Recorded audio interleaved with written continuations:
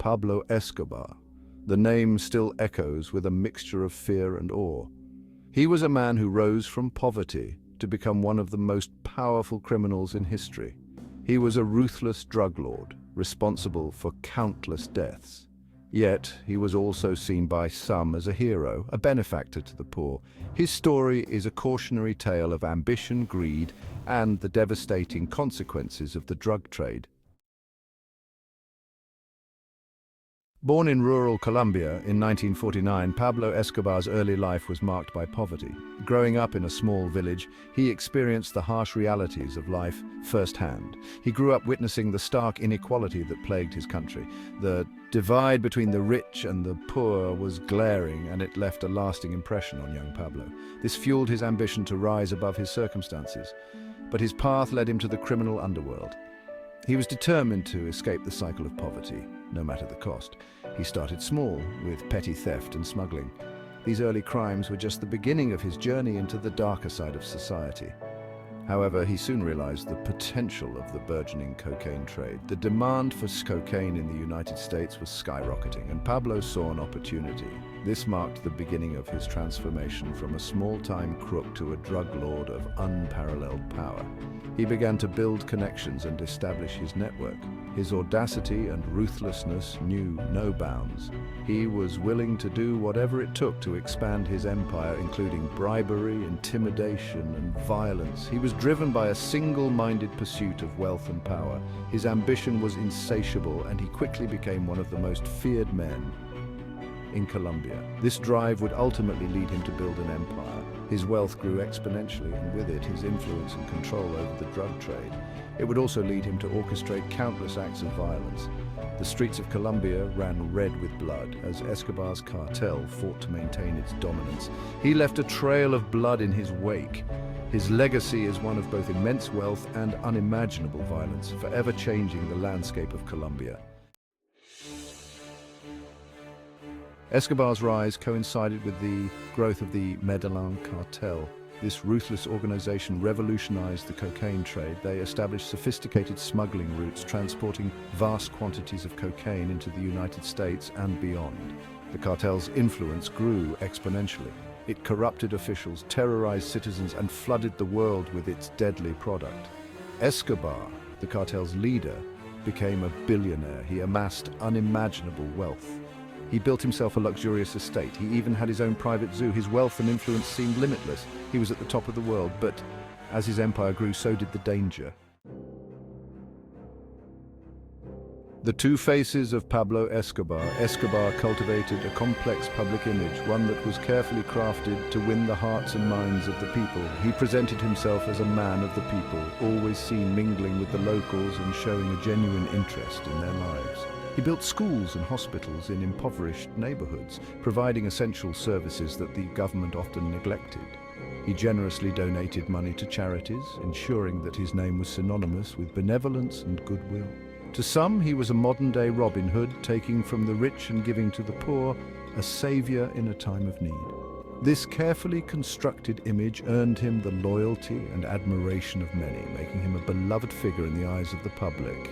However, this image also blurred the lines between good and evil, creating a moral ambiguity that was hard to ignore. His philanthropy was not just an act of kindness. It was a calculated move to gain and maintain control over the people. It was a way to maintain control over the masses, ensuring that they remained loyal to him.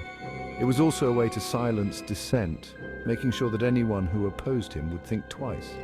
Behind the facade of generosity was a ruthless criminal mastermind, orchestrating a vast network of illegal activities. He wouldn't hesitate to eliminate anyone who stood in his way, using violence and intimidation as his tools. Judges, journalists, politicians, nobody was safe from his reach. As he sought to eliminate any threats to his empire, his reign of terror left Colombia teetering on the brink, a nation caught in the grip of fear and violence. The walls close in, the hunt for Escobar. As Escobar's power grew, so did the resolve of his enemies. A dedicated group of Colombian and American law enforcement officials formed a task force, their mission to bring down the kingpin. They faced an uphill battle. Escobar's network was vast, his influence was deeply entrenched, and he was always one step ahead. The manhunt for Escobar was a dangerous game of cat and mouse. It was filled with close calls, betrayals, and escalating violence. Bombs exploded in city streets. Politicians were assassinated.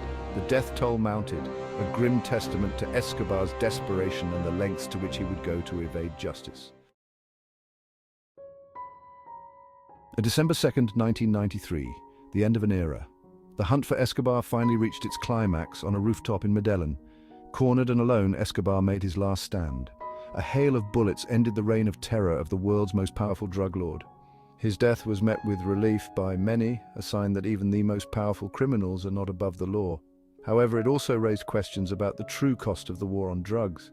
The violence that had gripped Colombia for years did not end with Escobar's death. It continued to plague the country, fueled by the insatiable demand for cocaine. The shadow of Escobar.